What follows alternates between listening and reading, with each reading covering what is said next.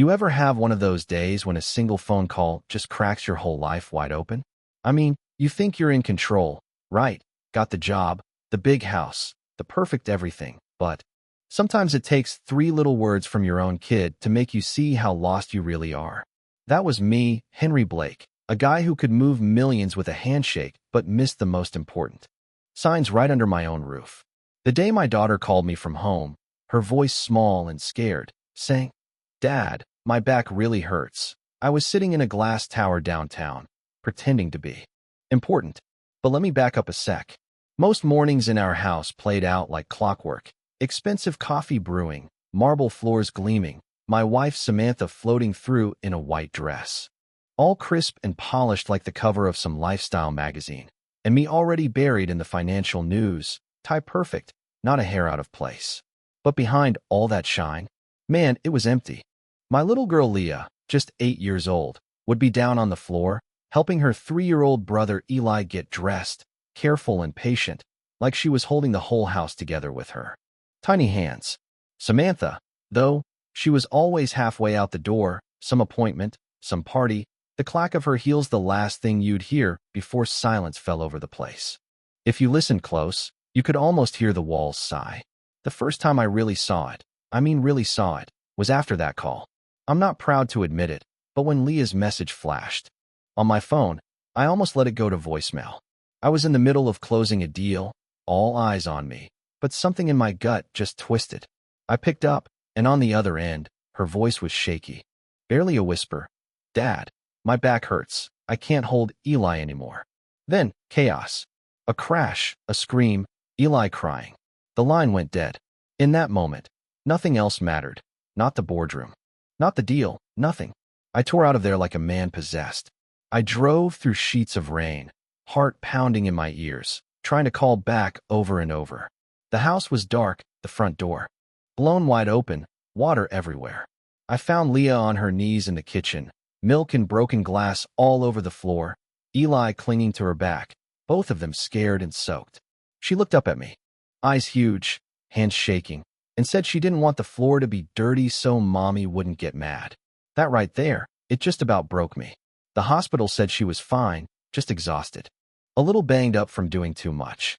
They told me she needed rest, but what I needed was a reset. The ride home, Leah fell asleep on my shoulder, Eli clutching her sleeve, and for the first time in years, I realized I didn't know how to take care of my own kids. I'd built this life for them, all shiny and safe, but I hadn't actually been in it. I started coming home earlier. At first telling myself it was to check on things, but really, I was just watching. Leah would be up before sunrise, making breakfast, tying Eli's shoes, doing all the little things a kid shouldn't have to do. Samantha? She was barely around. Spa days, shopping sprees, nights out with friends. I asked Leah about the housekeeper one day, and she said the woman had left because Mom yelled too much. I started noticing little things. Leah's hands always red from scrubbing, her shoes worn down, her eyes heavy with sleep at the dinner table. One afternoon, Leah's teacher called. Soft but firm. Said Leah was always tired, falling asleep in class, slipping behind. "She's a good kid," the teacher said, "just exhausted." That night, Samantha brushed it off, said I was overreacting, that Leah liked being the center of attention. But I saw the truth in Leah's quiet eyes. That night, after the kids were in bed, I checked the home security footage. There she was, carrying Eli, cooking, cleaning, no adult in sight for hours. Watching her limp after she slipped and fell, pressing her lips together so she wouldn't cry, it gutted me. How could I have missed this? From then on, I started doing things differently. I drove Leah to school, tied her shoes, tried to talk about her day. Most times she'd just nod, a small, careful smile. I checked our bank statements. Samantha's spending was off the charts, all on herself. The housekeeper told me she'd left because she couldn't stand how Samantha treated Leah. I asked Samantha directly once, but she just laughed, said I was trying to blame her for my own distance. I started handling mornings myself. Burn the eggs, ruin the toast, but Leah would smile, cut off the burnt parts, and say, "It's okay, Dad." She took care of Eli like it was her job, and when I finally asked her if she was sad about her mom leaving, she just shrugged and said, "I think Mom will be happier." somewhere else. That calm broke me more than any tears. Eventually, it all came to a head. I laid out the bank records, the receipts, all the proof of how little Samantha was present. For Leah? For Eli? For any of us? We had it out, voices sharp, lines drawn. I told her I wanted a separation. She packed her bags in anger, swearing I'd regret it, but by nightfall, she was gone. The house was finally quiet. Not empty, just finally, honestly quiet. And then, slowly, something beautiful happened. The three of us built a new routine. Leah showed me how to cook rice without burning it. Eli ran through the kitchen, laughing when I dropped the spoon. We made schedules, did laundry together, went to the park, took silly pictures, and hung Leah's drawings on every wall. Rain didn't feel so sad anymore. One day, Leah handed me a picture of three of us in a garden, sunlight breaking through the clouds, and said, "I drew the people who are here." There was no mom in the picture, and that was okay. I scaled back at work, took a leave I'd never dared take before, and started something new, a foundation for kids like Leah, called Little Back, because sometimes what hurts the most is what you carry alone. We help children heal, and in the process, I healed a little, too. Years passed. Leah grew up, became a pediatrician, started her own center, back to childhood. Eli found his way in art and design.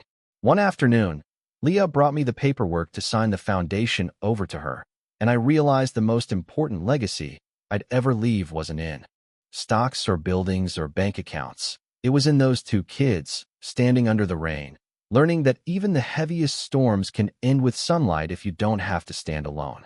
So that's the story I wanted to tell you tonight. The story of a father who finally listened, a daughter who learned to forgive, a son whose laughter kept us whole. I wonder, what would you have done if you got that phone call in the rain? Which moment stuck with you? The signature that changed everything, or the little girl's quiet strength? Tell me where you're listening from, or share your own story down below. What does justice, forgiveness, or family mean to you? I can't wait to read what you think. Sometimes you think the hardest part is over once the storm passes. You know what I mean? I thought all the pain was behind us once Samantha left. Once the three of us found a kind of rhythm, a life that felt real, full of small routines, laughter, drawings on the fridge. But here's the thing nobody tells you. Healing isn't a straight line. It's not a movie montage with soft music and a big family dinner. It's 1,000 quiet choices, 100 new fears. And just when you think you've got it figured out, life throws you another test, one you never saw coming. The first months after Samantha moved out, everything was new. Some mornings I'd wake up in a cold sweat. Sure, I'd hear the echo of her voice or the sharp click of her heels on the marble, but there'd only be sunlight streaming across the kitchen floor and Eli snoring gently on the sofa. Leah would be up already, packing her brother's backpack, scribbling a note to remind me about parent-teacher night, or sketching another little family scene in her notebook. Sometimes she'd slip, quiet as a mouse, into my office with a mug of coffee, black, the way I always took it. Look at me with those steady eyes and say, "We got this, Dad." And I believed her, I really did.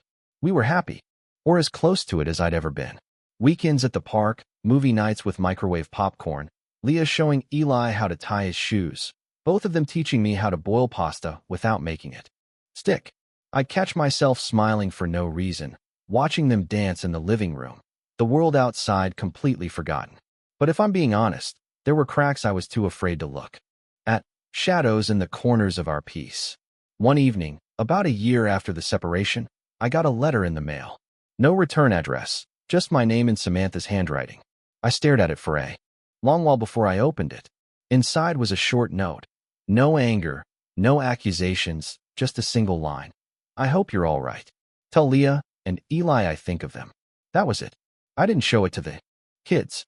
For days, I carried it in my wallet, reading it at red lights or in the elevator at work, wondering if I should write back, whether forgiveness was even possible, or if some doors were meant to stay closed. Meanwhile, things started shifting at home, too. Leah hit that age where the world seems bigger and scarier all at once. She grew taller, quieter, her art more stormy, more alive. I noticed her staying up later, sometimes talking on the phone with friends, sometimes staring out the window as if waiting for something or someone to come back. Eli was growing fast, too.